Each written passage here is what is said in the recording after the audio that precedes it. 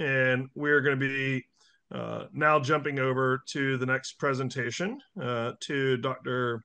Tjitske Kleefstra, who's going to be talking about the guidelines for KS that have been worked on for several years now. And I think it's going to be really exciting for everyone to hear that. So, Dr. Kleefstra, welcome and thank you for being here. Hello, everybody. Hello, Jeff, Eric, and all. Can you hear me? We can. All good. Good. And then I think we have the challenge that I need to share the screen, or how should we do this? Yeah, if you want to share, I have enabled it so that you're able to. So, and if you have any challenges, we could always get it sent over and I can produce for you. Let me see.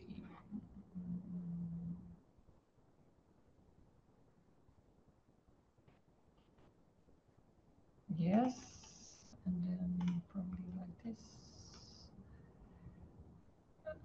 Wait, yes, I do it differently. Wait.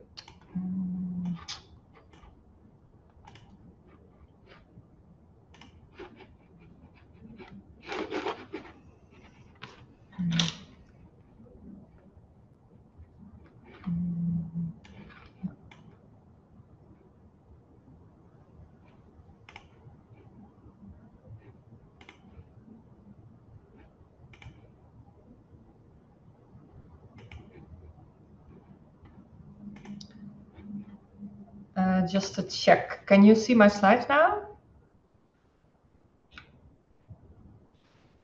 Yes, but we see the notes view. The notes? Yeah, instead of the presentation view. Ah, wait. Oh, no, now I see the. Okay. I see your PowerPoint application and your desktop. But you don't see the presentation mode. No, I saw the presenter notes mode come through. Do you have two screens? Yes, I do. So if you swap them, if you present again, then just swap screens, that should do it. Yeah. Let me see.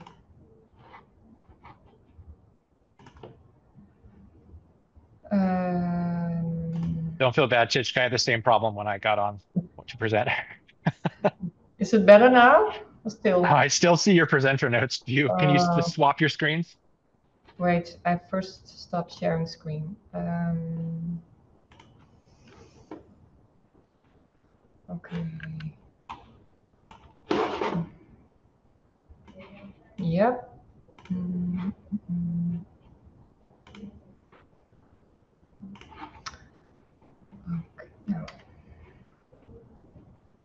Okay, I give it another try.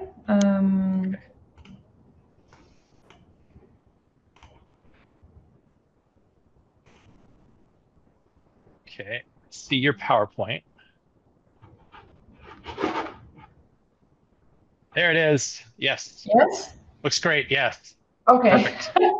Oh, that's a relief. That's a relief. Okay.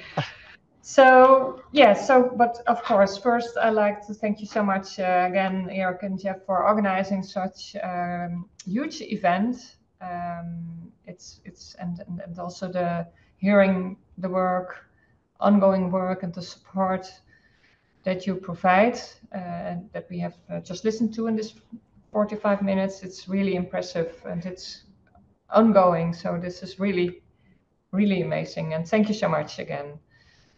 And I've been asked to tell something about the development of the clinical guideline that you also nicely mentioned in this first presentation. Yes, of course, I realize there might be novel parents or patients in the meeting that I've never met before and have been received a diagnosis just recently and wonder why my name is given to the syndrome. That's an entire story, and I told it several times in different meetings. But we can maybe chat on that on another moment. So I will now just focus on the guideline development, which has been a journey on itself, I must say. It's really a lot of work and a lot of efforts for many people.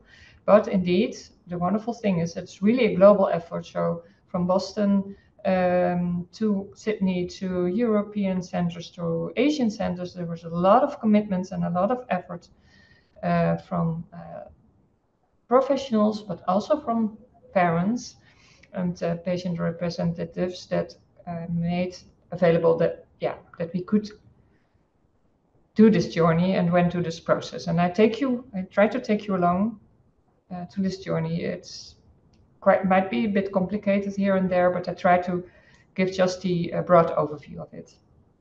And the financial support was mainly provided by Ithaca. Ithaca is a European reference network supported by EU funds that really stimulate rare disease work, not per se research, but also clinical work on rare diseases. And they are very much promoting guideline developments and were very helpful also in our guideline development.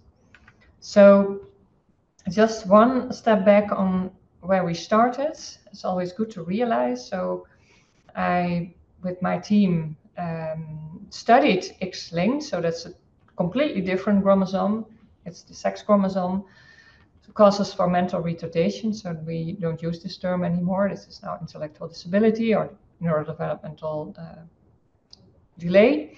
But in the beginning of the century, it was called mental retardation. And by studying the X-linked gene and a very complex chromosomal abnormality, I ended up in the end of my thesis after 4-year study to identify the E71 gene. And that was in 2006 when we published this. So this is already almost 20 years ago. And realizing that we started with this very first patient and this, well, kind of eureka moment, that you identify a gene, especially by that time in the beginning of the century when we didn't have any arrays or next generation sequencing, exome sequencing, genome sequencing. Nothing of these technologies were available. It was just old-fashioned clinical genetic testing.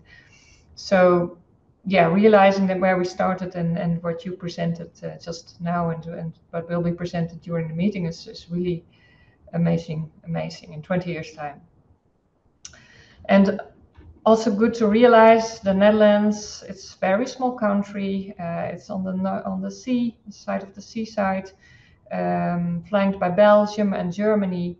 And I've been worked in Nijmegen, at the eastern part of Nijmegen, where I'm still living. But my daily work now is in a huge center, Erasmus Medical Center at the city Rotterdam. And realized the Netherlands is only 17 million people living there. So it's a really very small country. But the good thing of the Netherlands is that it's quite well organized and that patients can easily drive from the north, from Groningen, Maastricht, or the Sealand to Rotterdam or Nijmegen for participating in clinics and in studies. And the other way around, like Joost was one of my PhDs, he will present next to the talk after me. He could easily drive around to the country to visit patients at their home environment for study inclusion. So that's the good thing, but the number of individuals is very small compared to US. And that yields for more European countries. So especially also in Europe, we need to collaborate there. We need to combine data sets and knowledge because we are just, as an individual country, far too small to reach impact for rare diseases. And I'm very thankful to all the colleagues and patients and parents in Europe that are so committed also to have this global collaboration and community established. So 2006, as I mentioned, we published this paper, the findings where we found reported on our findings on EH71 as the cause of this, what we call 9q34 subtelomeric deletion syndrome. But as many of you know, this disorder was renamed a few years later. It got my name, and it came like Kleefstra syndrome in the online Mendelian inheritance man database. global database used for genetic disorders.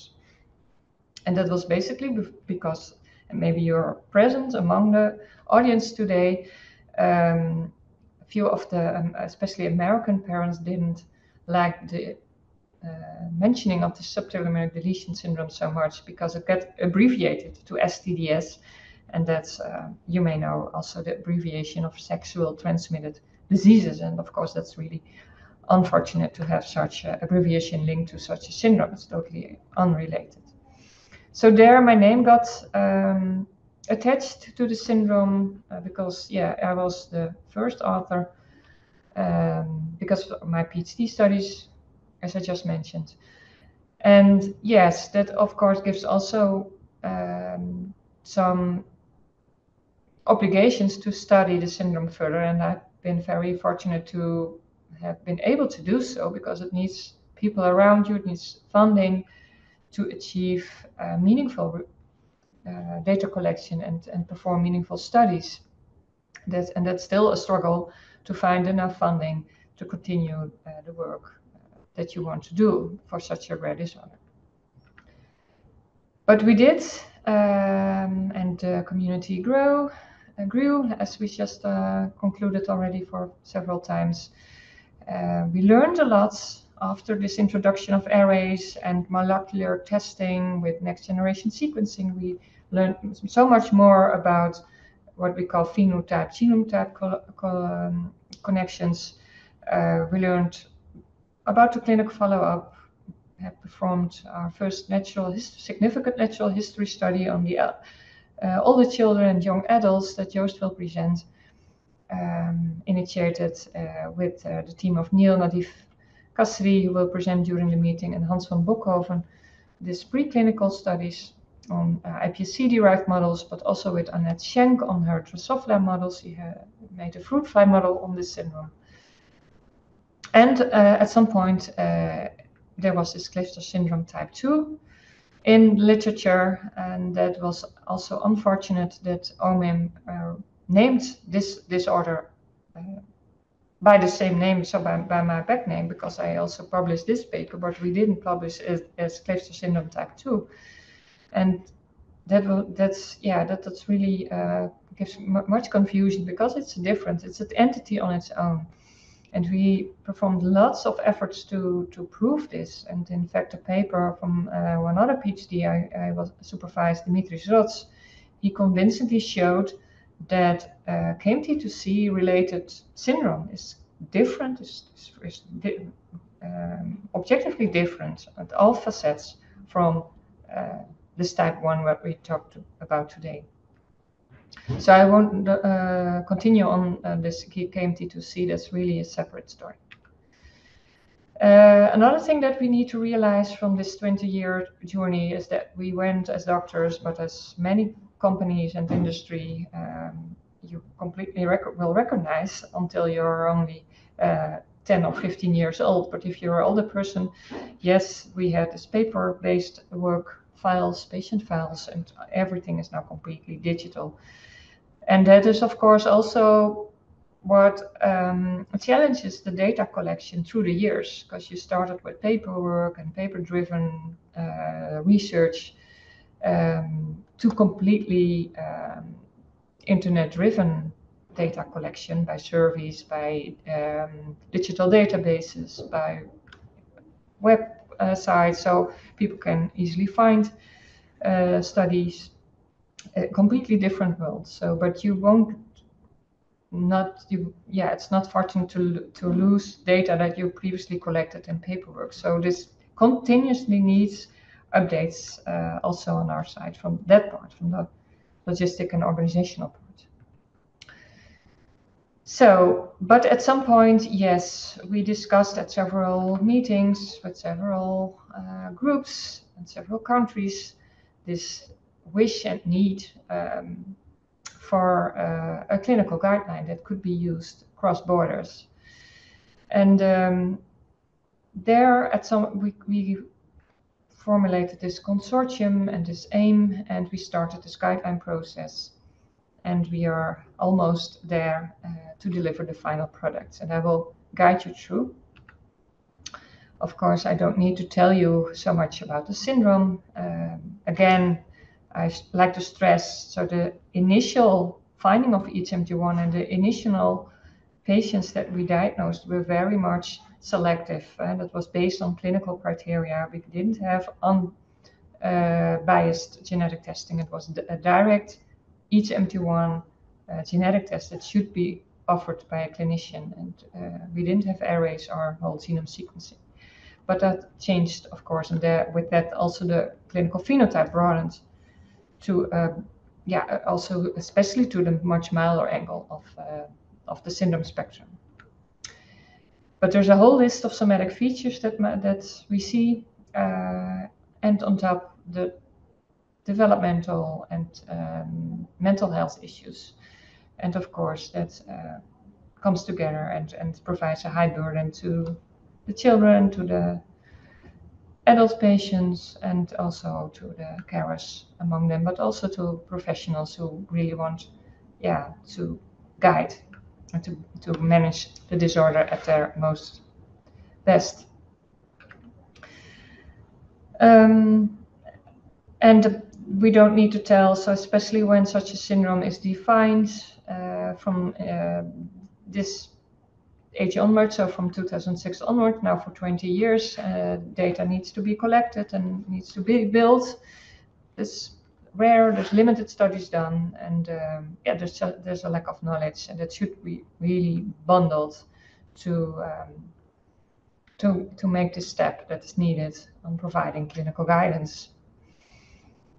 And that was the aim of our consortium. So it's really, again, I would like to stress the global consortium, from really US to Sydney, Australia, to Europe, different European centers, even Asian participation. So our aim was to achieve a uniform and minimum standard of care that could more or less be provided in all the countries, the Western countries, support clinical decision making. And really a clinical guideline, so based on clinical questions, and the consensus achieved both by evidence-based and by consensus-based. The evidence-based consensus is of course difficult with such a rare disease with not so much publication, and the consensus-based is therefore a very important aspect of such rare disease guideline. And the recommendation should be formulated that it can be of use in clinical practice. That was more or less the general aim of the consortium. So then to the content, how do you build such a clinical guideline? So a book that's based on a systematic summary of literature, and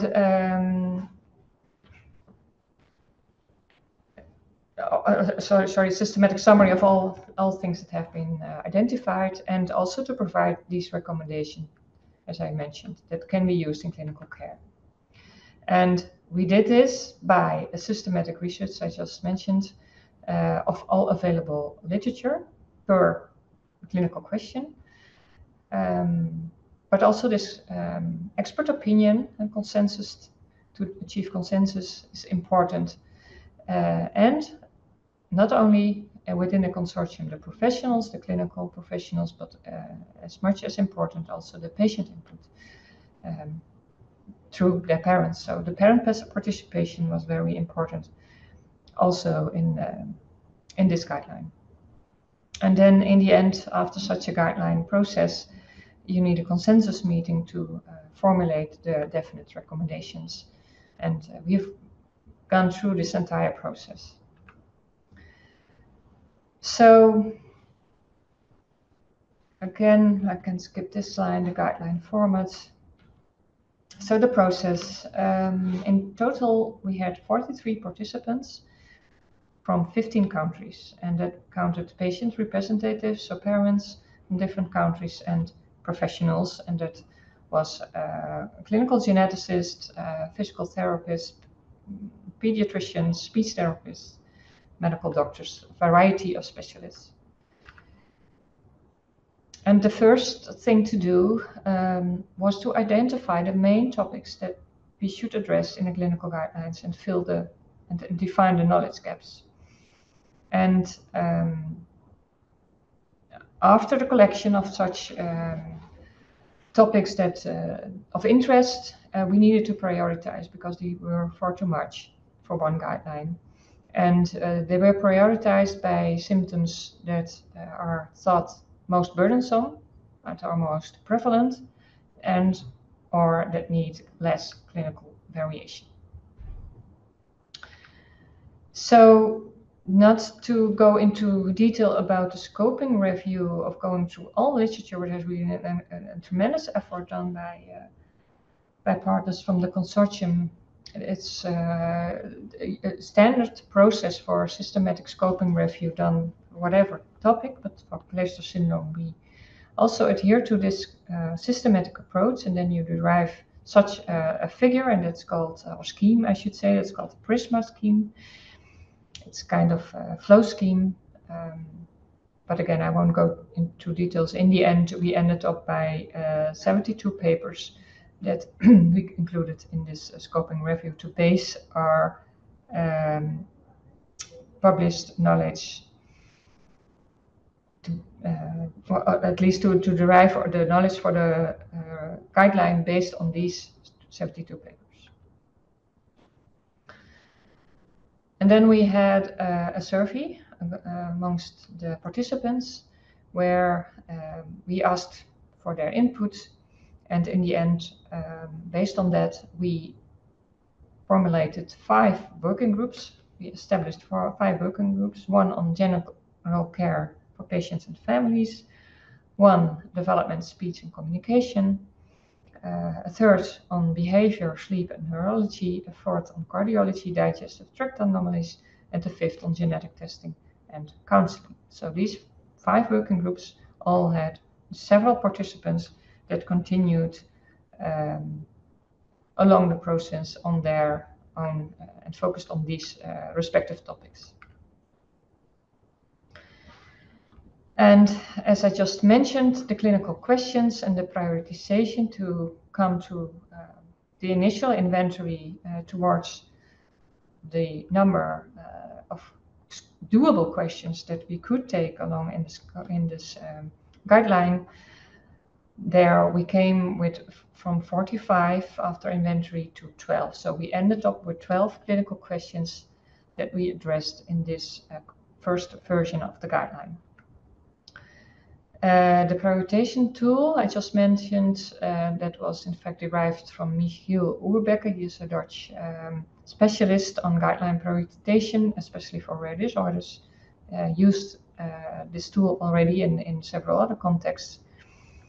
And yeah, the prioritization is based on clinical topics per working group, as I just mentioned. So that's more or less divided across the 5 working groups. And that's not one participant in the working group that has the majority of, far the most majority of clinical topics introduced or specialized on the clinical topics. So that there might be what's called a penalty for influence, that it's for some input they didn't count it because otherwise the influence was too high relative. And then in the end 12 questions, and they were divided so based on this prioritization tool on this distribution. So we had 2 for working group 1 and 2, but in working group 3 there was a lot of needs, many clinical questions for that. We came to the number of 5, and then we had 2 also for the cardiology, digestive tract, and 1 for the genetic testing and counseling. Then you may ask, okay, so clinical questions, how do they look like? Well, for example, for cardiology, I show you 1 question, and that's the following. So what should be monitored in structural heart defects and rhythm disturbance in Kleefstra syndrome, and what is the recommended frequency? And this working group 4 went ahead with this clinical question and formulated sub-questions. So, okay, but we need to know the prevalence and which defect then, or what disturbances, what is usual the age of diagnosis, what are the clinical implications, what are relevant outcomes measures, and a literature search. So among this first scoping review literature search, 42 studies counted to answer this question. And this provided the introduction and the background for this particular clinical question and section in or chapter, as you say, in the clinical guideline. So for prevalence data, we went to our Nijmegen data in 22, and the GINIDA data set that is, I think the database Tanja Tjitske will talk about, a digital data set that we also initiated already quite some time ago before all these RareX and other databases were in place. And of course now Boston Children's Hospital has also a very, very well characterized cohort. So for an update of the guideline, and these numbers could be nicely added. But we based on this, and there's more or less similar prevalences in both databases. And for example, for the general question abnormality of the cardiovascular system, we come to a number of percentage of a prevalence percentage of 40%, arrhythmia between 20 and 30%, and so on. The recommendations should be defined that they can be applied as a standalone, so don't need additional recommendations per se, are unequivocal and are valid in all countries. And all guideline recommendations are based on information or rationale that is available in the guideline text. So the text should be directly linked.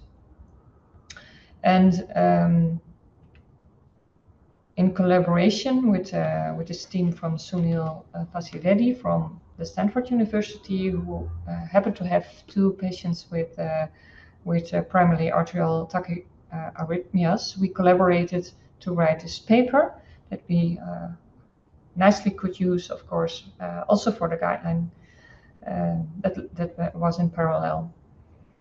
And from that, we could advise on routine and regular echocardiogram and ambulatory rhythm monitoring strategies. So another example is on the genetic journey. As I just mentioned, or maybe I explain the figure. So we here have a cell with its chromosomes, and on the right, the timeline of the different testing that is based on a genome-wide approach, and was for a very long time only the classical karyotyping, as we call it, with a light microscope. And then through the years, so beginning of this century, 2005, so just along in parallel of the time that we identified the E71, thereafter the SNP array was introduced, and since 2010-11, next generation sequencing. And that also makes the differences of how individuals with Kleefstra syndrome have been diagnosed. It just depends on the technology that is used. Within that time, they went to the diagnostics clinics. And especially through next generation sequencing, we have this wide broadening of patient spectra with the genotype. So first identifying the genetic defects, and then defining the phenotype. And this also learned us a lot, gave us so much novel insight on how phenotype-genotype relations are present and presented by the specific genetic variants in EH71. And I just show you one example. We have different examples, but just show you one example. What we have learned is about the location of these, what we call N-term frameshift variants. They are very much at the proximal part of the EH71 gene. You just see a schematic view of the protein, of the transcript of the gene over here. And these variants with these red dots, they are all based very much on this first part of the team. I won't tell detail, but you may have heard of an episign. It's a methylation-based method for signatures that may be syndrome specific, and we also could establish a methylation signature in collaboration with the group of Canada for Kleefstra syndrome. But all these variants, none of them provided the specific episign results. They were inconclusive or even negative. But we were quite sure that the variants itself are pathogenic, have a pathogenic effect. And that puzzled us. So how could that explain the phenotype in the individuals? And that was because we realized there is what we call an alternative starting site for describing the gene, and that's a bit located further on. So this means that when a variant, like the example of these red dots, is just at the start of this transcript, there is an alternative transcript indicated with the abbreviation MET, where the cells are still able to write the gene and make a transcript of it and a protein function of it. It's just a little shorter. But the way the cells that might be variable. So it might be very variable whether a person with such a variant really experiences more or less severe problems or behaves like relatively normal because there is, just enough expression of the alternative transcript. And that with all kinds of other variants that we identified along the gene through the years, and we collected the phenotypes and the genotypes with all, as you within a community, we could really nicely write this paper in the American Journal of Human Genetics last year.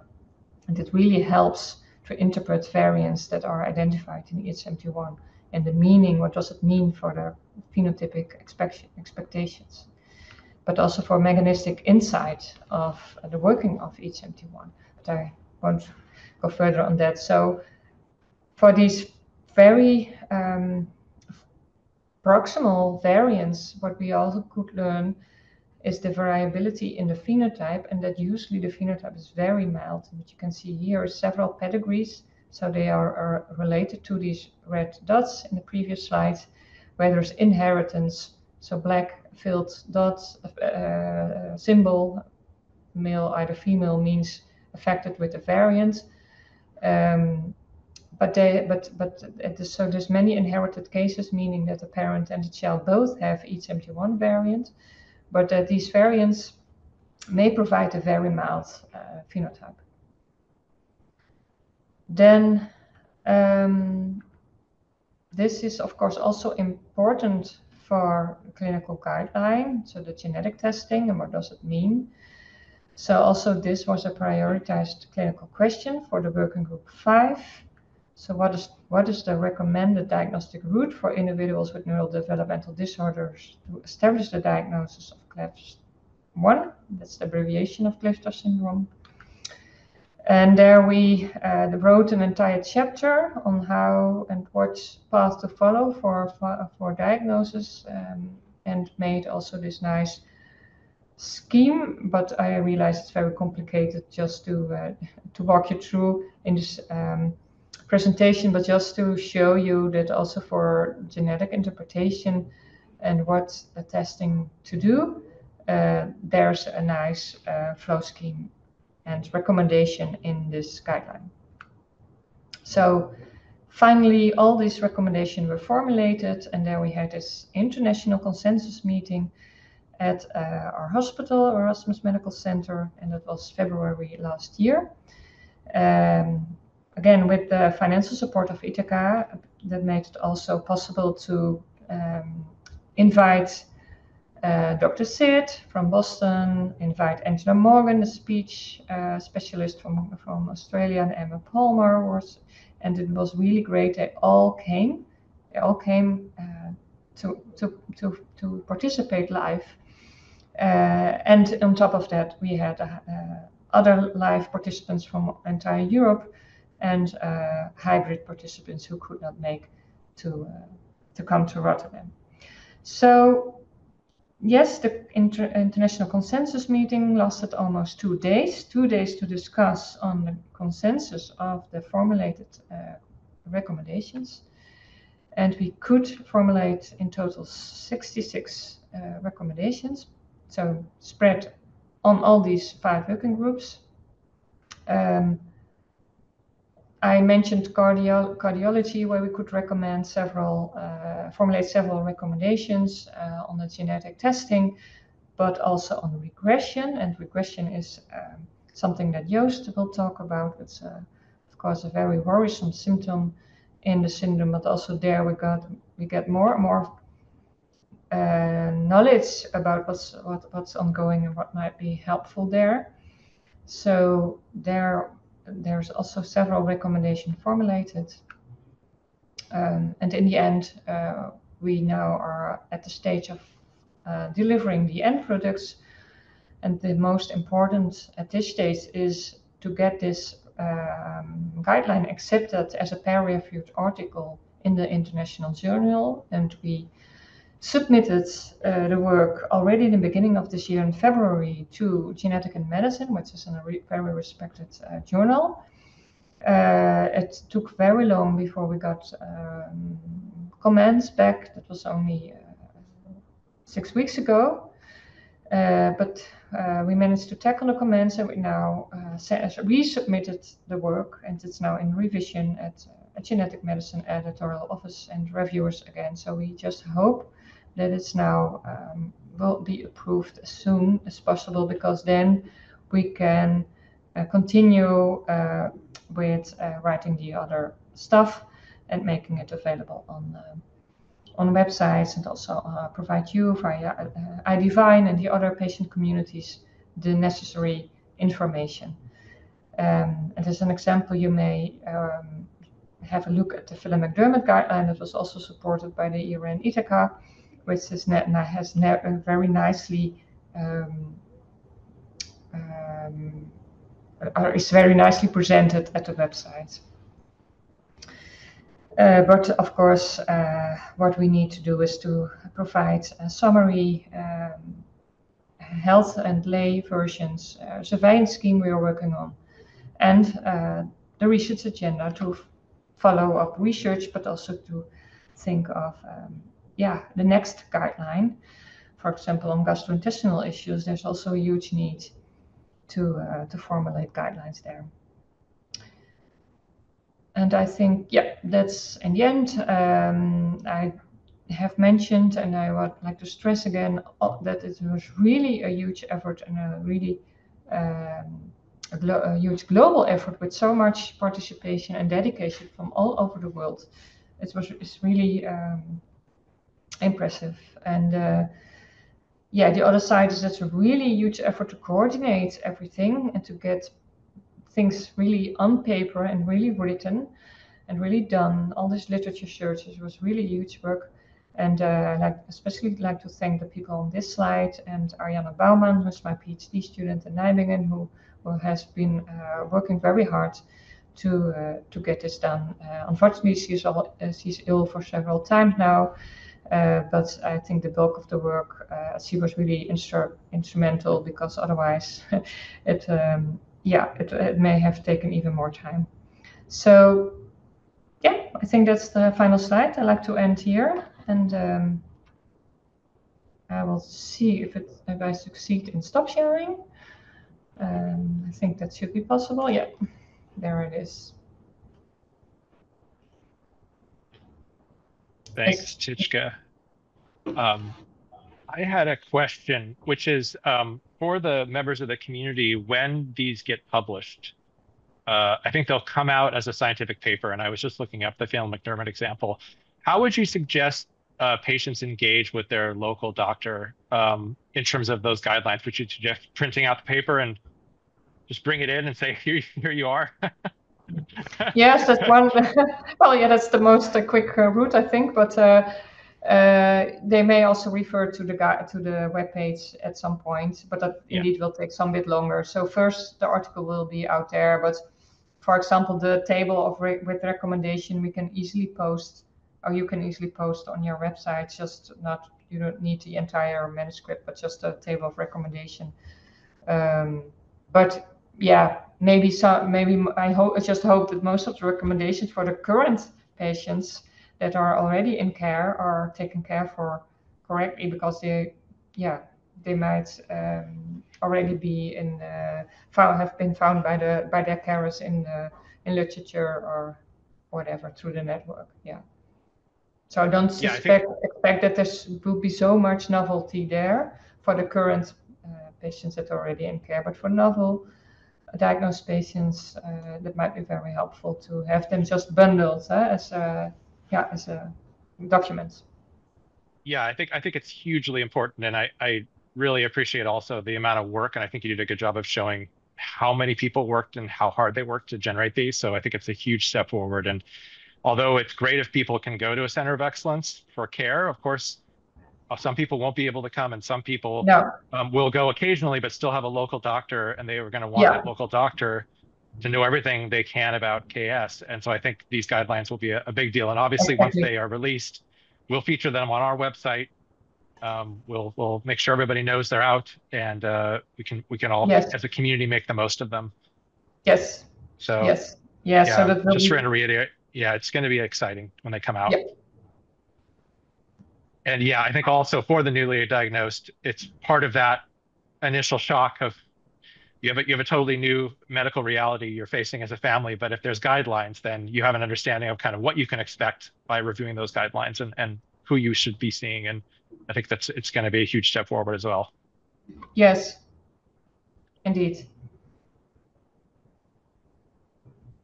I also wanted to highlight, you had talked about KMT2C briefly, which is a condition that has previously been named Kleefstra syndrome 2. And I know that with the Rost paper and a lot of the other, there's also been a lot of discussion about maybe that condition should be renamed because it makes it sound like it's the same thing as Kleefstra syndrome, but it's its own syndrome that deserves its own attention as an independent syndrome that needs its own study. And I wanted to reiterate that point and also mention that the KMT2C community has now started their own foundation called kmt2c.org.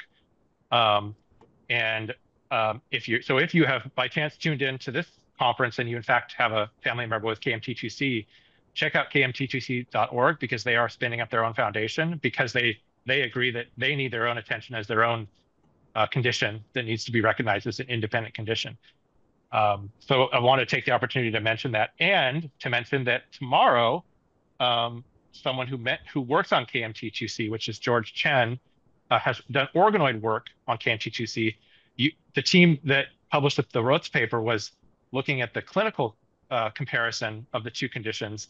So George is going to do work on he's done work on KMT2C. He's now going to do work on EHMT1 and try to understand at an organoid level, at a cellular level, how these two conditions differ. So I think it's a really nice tie-in to really start to understand these conditions that have some relationship because they are both chromatinopathies, but definitely KMT2C needs to be seen as its own syndrome. But we'll start to understand more at a cellular level, I think, as George does his work, how the two things compare. So it's exciting to see that coming together as well. I just wanted to highlight that as well. Yeah, I fully agree. Yeah. Okay, so it looks like, do we have Joost yet? I don't see Joost. Promoted him to panelist to join us on screen. I see Joost. Thank you so much, Tjitske. Yes, thank you all, and enjoy the meeting.